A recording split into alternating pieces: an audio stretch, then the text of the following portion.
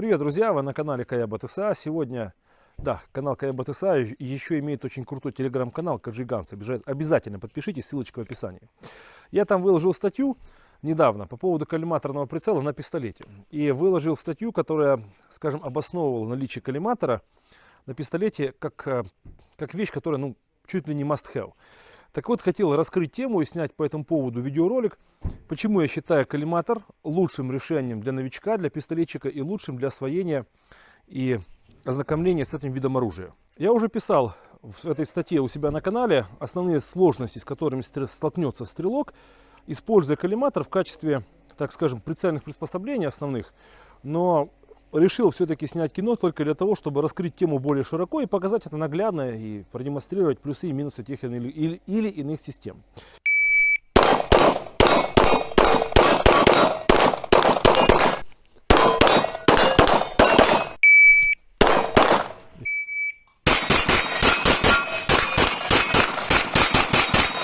У коллиматора самое большое преимущество заключается в том, что у него очень сильно упрощена картинка прицела.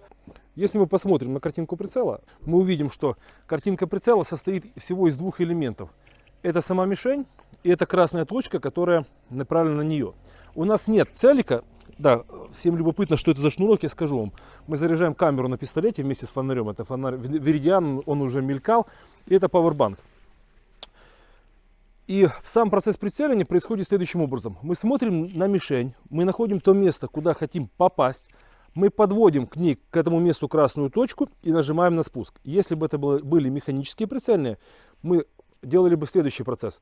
Мы смотрим на мишень, ищем то место, куда хотим попасть, подводим к ней, к этому месту мушку, выравниваем целик и только после того нажимаем на спуск. То есть у нас затрачивается больше количества времени на процесс прицеливания. Понятно, что от навыка очень многое зависит, и у опытных стрелков, у сильных стрелков это все происходит гораздо быстрее, это все доли секунды, и они будут стрелять с механикой быстрее, чем с коллиматорным прицелом. Неопытный стрелок. Гораздо быстрее. Но ежели мы, к примеру, возьмем одинаковый уровень усилий, который прикладывается для обучения на механике и на коллиматоре, мы увидим, что коллиматор будет все-таки более продуктивным. Где это важно? Это важно, к примеру, почему, кстати, в служебной деятельности рекомендуют сейчас в США устанавливать на служебные пистолеты коллиматоры. Вот теперь возвращаемся к реплике, где это важно. Это важно в служебной деятельности в том плане, что, во-первых, нет времени на качественную картинку прицела иногда. Нет времени на выравнивание целика. Я сейчас вставляю кадры специально с некоторых популярных видео, где фигурирует коллиматорный прицел на пистолете. Обратите внимание на темп стрельбы, обратите внимание на то, как стрелок выравнивает картинку прицела, и обратите внимание, что стреляя одной рукой, будучи раненым, к примеру, человек все равно это делает достаточно быстро и эффективно, причем в том темпе, который диктует ему картинка прицела. Но, казалось бы, одно благо, да, вот все круто. Но в реальности есть еще пару моментов, которые накладывает определенный отпечаток. Коллиматор очень сильно показывает все дефекты хвата. Если мы нажимаем на спусковой крючок избыточно сильно, то у нас возникает вот такое дрожание точки. И в случае расслабления хвата у нас возникают проблемы, которые заключаются в том, что картинка прицела разваливается. Следующий момент.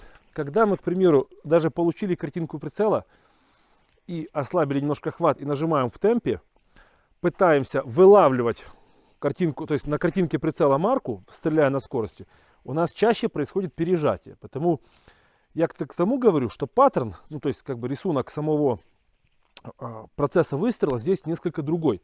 Коллиматор требует нахолащивания этого процесса очень точно, очень тщательно и очень выверенно. Он отличается сильно от механических прицельных приспособлений.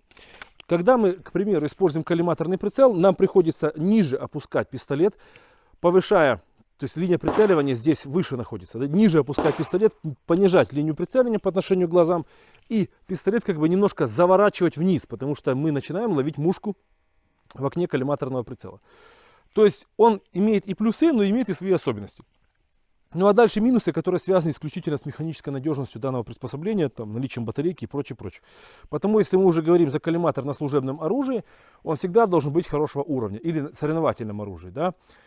Это не могут быть китайские поделки за 3 копейки.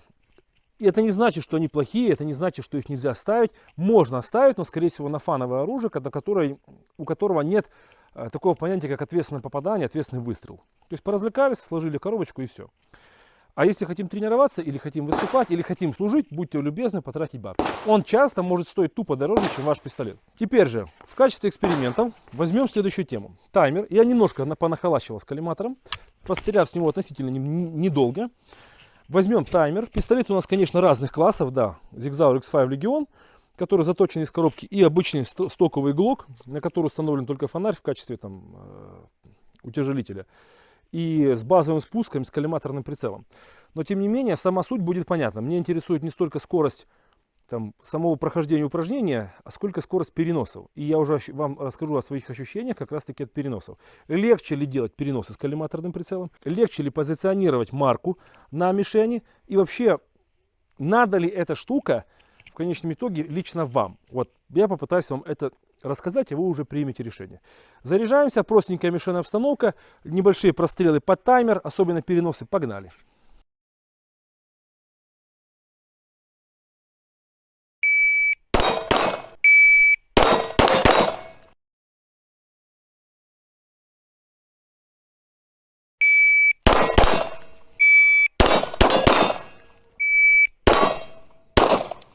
Резюме. Коллиматорный прицел является более простым набором, более простым вариантом для того, чтобы освоить пистолет быстро.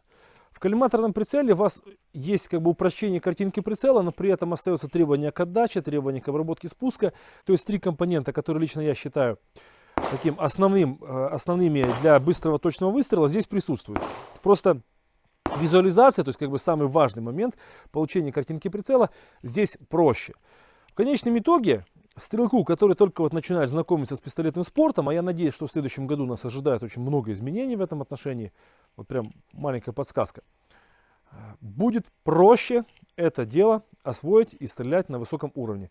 Я же чисто для удовольствия все-таки еще хочу немножко понаваливать с коллиматорным прицелом. Вам большое спасибо за просмотр. Обязательно пишите комментарии, потому что, как оказалось, наш телеграм-канал читают люди совершенно из разных стран. Большое количество людей из Америки, из Канады, из Германии, из Литвы, Австрии. В общем, суть в том, что там просто огромная комьюнити, которая включает в себя большое количество стрелков. Подпишитесь, если будет интересно. Не пропускайте новых выпусков. Буду благодарен за подписку и лайк. Пока.